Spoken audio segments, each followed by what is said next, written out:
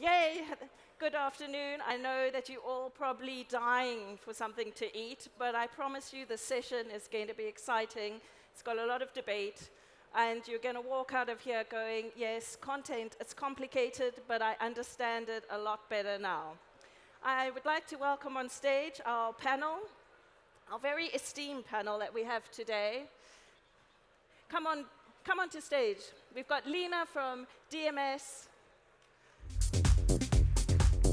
Antoine from UM, Ramzi from Dance to Aegis, and Ash, who we call our free man as he's a consultant.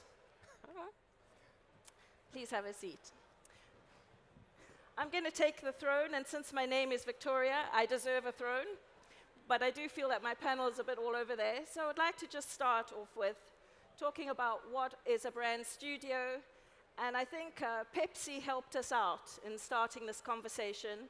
As you all know, they launched an ad literally 2 days ago. It caused a bit of a stir and has subsequently been pulled off air based on consumer comments. And the reality is, historically, consumers would not have had this power. But when you have someone like Bernice King, who's the daughter of Sir Martin Luther King, tweeting, "If only Daddy would have known about the power of Pepsi," you can see how content can truly create conversations. But what we have to say to ourselves is that content came from Pepsi's brand studio.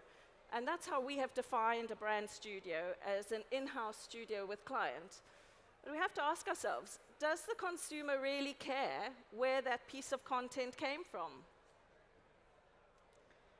Leena, do you want to lead? I don't think the consumer really cares where that piece of content came from. The consumer at the end of the day is seeing the message. It's seeing what the brand has chosen to put out there, be it on a TV ad, a print ad, or even a piece of content created digitally. It's what the message that we're sending out there as brands that the consumer really cares. The consumer doesn't care who brought it up. So would you say, Ramzi, that really it's us as an industry that are trying to define who should own and make content? I think it's one of the challenges that every brand faces on the table when you bring the different stakeholders together. Can you guys hear me? So the advertising agency, the content strategy agency, the social agency, we just need a better understanding of that dynamic when we come together so that we create content that consumers really want to interact with and see. And right now it's a little bit ambiguous, to be honest. Yeah. I think we also need to go back to the original definition of what is branded content. Yes. Does the consumer care? Who is actually responsible for creating content? If we think about what is branded content, in essence, we realize that, and this is a great definition I like about it, is branded content is what a consumer chooses to engage with, as opposed to being interrupted by. And I think if we understand this right, I think we've cracked already a good part of, how should we be creating content. When it comes to the ownership, I think there are lately a lot of blurry lines overall. Everyone is claiming of creating content, and I think there is no one single client who can clearly say that this is this guys, this creative agency, this media agency, this full integrated agency who is creating content, or publishers. And I think this is very interesting discussion to have not only with the client, but obviously today amongst ourselves. So I think that's my sort of 2 cents on the definition of content, but I would love to see what the other guys also have to say on with sort of owning the development of content, because I think this is also a very big discussion. Yeah, it comes back to what you were saying, defining what is branded content. And one of the definitions that I've seen is that it's in the eye of the beholder. So reality, that would be the consumer. But then you go back to also asking ourselves, but then who owns the overall process and making sure that it's strategic and on brand? And Ash, I don't know if that is what you're finding in your consultancy work more and more, that you've been pulled in to try and be that almost coordinator to make sure everything is on strategy across different parties? I think that's the client's responsibility in the end, because the client owns the brand, the client owns the content, the client owns the relationships with the various agency partners who are developing it on his or her behalf, and making sure everything is A, coordinated, B, on strategy, and C, everybody plays in their own sandbox, as it were, is ultimately the client's responsibility. But then you have clients going on stage, and I can see Leena is dying to say something. But we have got clients going on stage like P&G 2 days ago in Los Angeles going, we don't want a one-stop shop, but agencies help us. Everything is too complicated. And when we're looking at content, we're saying content is complicated. So you've got a real ecosystem of complication that clients are saying, simplify it for us. And maybe some of that simplification can come through in what we were talking about earlier off stage was, really, is it about who owns the data and the insights that's going to drive who really owns content? And I think, Leena, you've got some great examples on publisher side, on how you have collaborated to drive some excellent creative that has been developed on pure insights from your side. I actually wanted to build on what Antoine was saying and build on what you're saying, is at the end of the day, no matter what we're putting out there, it's all should be rooted in insight. Each one of us comes with insights. The brand has insights, the creative agency has insights, the media agency has. We at the publisher's end are sitting on tons and tons of data on behavior and on contextual, what works, what doesn't work, how does the consumer want to see that piece of content, when do they want to consume it. If we bring all of it together to create something, we're creating something mind-blowing.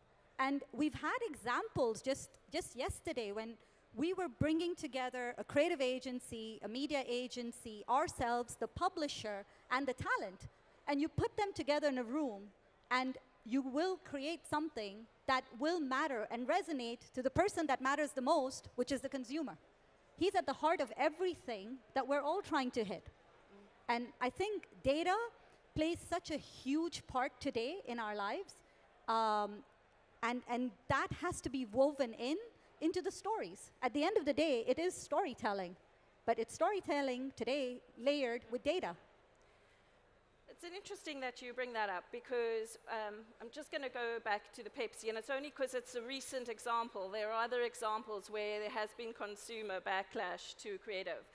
But in essence, what they would have believed is that it was built on an insight. It was an insight that they are seeing in the world today, that there are people who are coming together to stand for a cause.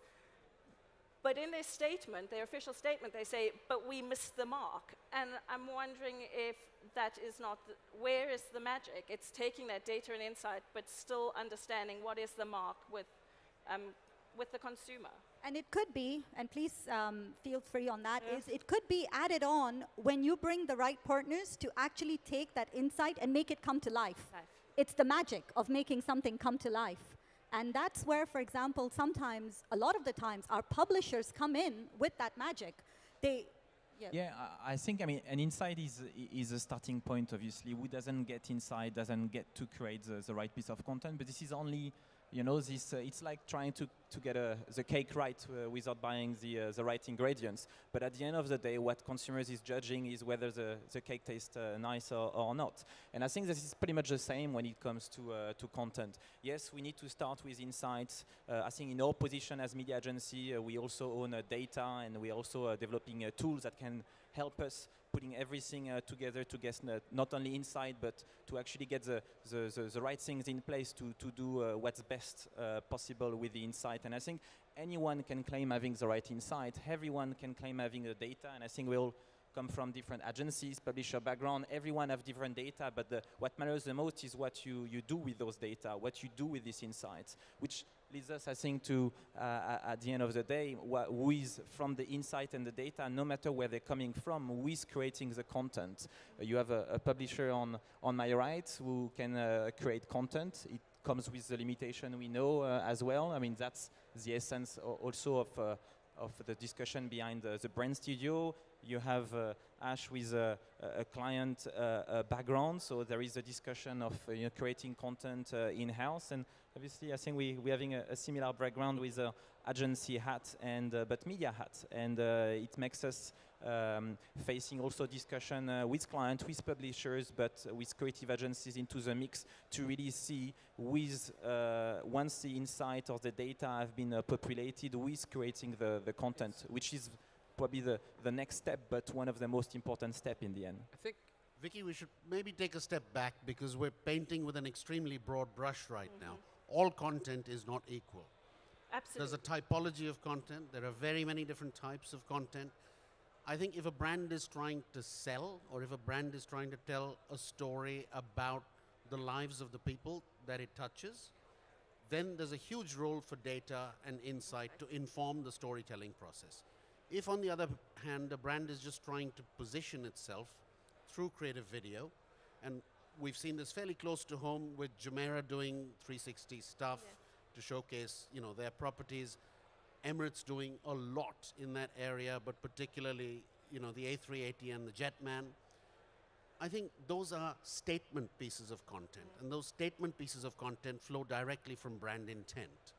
So I think we need to be maybe a little more careful about which types of content we're talking about. Some stuff can be done in-house. Some stuff, particularly very large productions, need a lot of outside help. It's contextual. It's not black and white, is all I'm saying.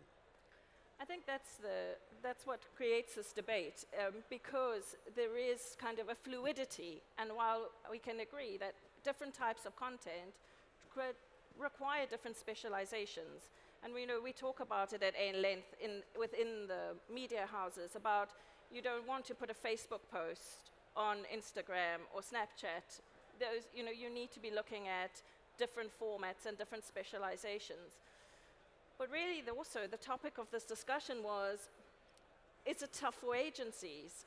And what we're talking about here is when you look at, and we talk about data and insights, and who is owning the data that inform insights, it tends to be, and I don't want to be shot by any creative agencies for this, but it tends to be outside of the creative agency model as it stands today. So what is their role? Is it still a role of bringing all that data and insights for those big brand statement pieces? I think, the core question of are agencies under threat, right, is a very large question that's been on the table for 20 years. And as the economics of the agency business became more and more challenging, agencies started going into adjacent capabilities. So today we've got media agencies that have creative directors, at which point somebody like me goes, well, why don't we just go back to the full service model then? Because then you don't need two of everything. It's not Noah's Ark. And that's where Mark Pritchard is coming from, where he says the landscape is way too complex. We need you guys to simplify it. And I think that the pendulum is now swinging the other way. I don't think disaggregation was a good idea. And I think we're now heading back towards some sort of reaggregation, if you will, where things get done under one roof with specialists brought in. There are people now talking about discarding the agency model altogether and working with what is typically described as a Hollywood model. When you're producing a big film, you don't have a corporation that employs all those people. You bring in specialists as and when you need them, and as the work flows. And I think increasingly we're beginning to see a fair bit of that as well. So it becomes like an open source model, basically, where the best idea wins out. And I'm sure that the people on stage here have got ideas of some of the work we were busy talking about, the Coca-Cola work earlier, about how that truly is a great piece of branded content that came out of the region that didn't come from the so-called creative stable or agency. Yeah, I think I very much align with you, but I believe the debate is not on whether we should go back to the old model, I guess, is very much to see what's the most suited, for our clients at the end of the day. If the only solution is to be fully integrated, then so be it. If the only solution is to build better synergies with creative agency or other partner agencies, then so be it. What I deeply think is when it comes to creativity, I don't think creative agency have the monopoly anymore of creativity. And there is no reason why creativity, creative thinking should sit with a creative agency. Anyone can have ideas to start with, but I think anyone now is equipped, if we go back to the previous discussion we had, anyone is equipped today to come up with great ideas, to partner with the right people to create content, to approach some other great people to create the content at different scale. So I think clients have understood this very well. I think we can already see some tasks being divided up. You have the creative agency being a guardian of the brand, focusing a lot on the TV commercial, for instance, and they have social media agencies in place, developing more sort of bite-sized, you know, so to be like branded content, for instance. So I think we already see kind of naturally where the market is going. I think this is then almost a matter of, in this new world of branded content, understanding again whether we want to divide it up even more. You have social media on one side, or do we want at least to have this sort of full integrated agency model when it comes to social media activation, which is something we've done at UM. We handle for loads of our clients not only the paid media aspect, but we also have all of the creative aspect of the brand, where we are almost like a small creative shop with creative director, with designers, and we plan campaign in real time, reacting to trends based on also some of our insight and data, and that's something we do a lot at the social media level. And I believe this have a tendency probably to be deployed in some other agency on the long run, because I deeply think this is the right way of approaching social media, especially with branded content being at the heart of social media activation. I would like to throw a little spanner. I'm going to do that. We're all talking about creating of content, who owns the content, does the creative agency have the rights to it, does the media agency have rights to it? My thing here to all of it is, this is a debate that's never going to end. Whether we go from separate to becoming back to full service, it's not going to end. But when you're talking about content creation, you're talking about things coming to life, magic happening, using those data. It's very similar to what you said. Real-time data, real-time analysis of what your consumer wants. And coming from a publisher's side, where you see this happening across 45 different publishers, where they're analyzing and creating content on a daily, weekly, hourly basis, reacting to what the consumer wants. They're all creating content in their own specific, in their own specific genres, in their own specific specializations. And yet, at some point, you know, how do we bring it all together? How do we bring it all together? And it's not about, that's what I'm saying, it's not the magic sitting anywhere. The magic all has to come together. Yeah. It's all about us bringing it all together. You have all these, we have a huge amount of content out there that's being produced. Crap content. It comes back to collaboration, and I know Ramzi's going to burn him, but when it also comes to collaboration, we were talking about it outside, and we're going, we also need the reality check in that all the parties involved in collaboration work to revenue streams. And when it comes to revenue streams, there also becomes a bit of protectionist over your land, so to speak. And I don't know if Ramzi, you want to... I just wanted to say something about all the points that are being mentioned earlier. It's very noisy here, right? Listen, if you're a client and if you have 4 heads coming up with ideas instead of one, it's actually very good for you. So if you have an advertising agency, media agency, a social agency on your table, and your own content studio coming up with ideas, that's a very good thing. It's not a bad thing. It's the quality of ideas that counts. And a lot of times in this region, we see first thought ideas. So it's, you know, you scratch the surface and you get an idea and somebody else has done it, and it's not really, it's just contributing to the just flow of stuff that is on your news feed that is not interesting for you. So it's fine if ideas come from different sources. If we want a great idea, and I think this region is dying for great content, because you said something, there's a lot of content out there. Sometimes there's a lot of bad content. And Exactly. if you're a client, and I go to a lot of client meetings, the first thing that I ask a client is, yeah, you have a marketing calendar for 2017. Is yes, of course. So where's your content calendar? What content calendar? And what is your content strategy? So how does your Facebook posts fit with the TVCs that you're doing, the television commercials, the stuff that you're putting on YouTube, the influencers that are working for you? So I think the bigger challenge for clients is, okay, if you have a lot of content to churn during a specific year, it's fine to invest money in your own content studio. Just don't be jaded too much by the opinions on the table, because the people in your own content studio might do things just to keep you happy and not give you an honest opinion of stuff. But the bigger challenge is, if you will deliver content for the full year, make sure that it's tied to a content strategy. Make sure that people understand where that content is going to live, and there's a proper understanding of the ecosystem that's bringing that content to life, and how the different parts of that content and the content providers behind it, including publishers, are going to make sure that it ends up being an amazing experience for the end user. I just wanted to say, this is a statistic, actually. Ramzi, you bring up a really good point.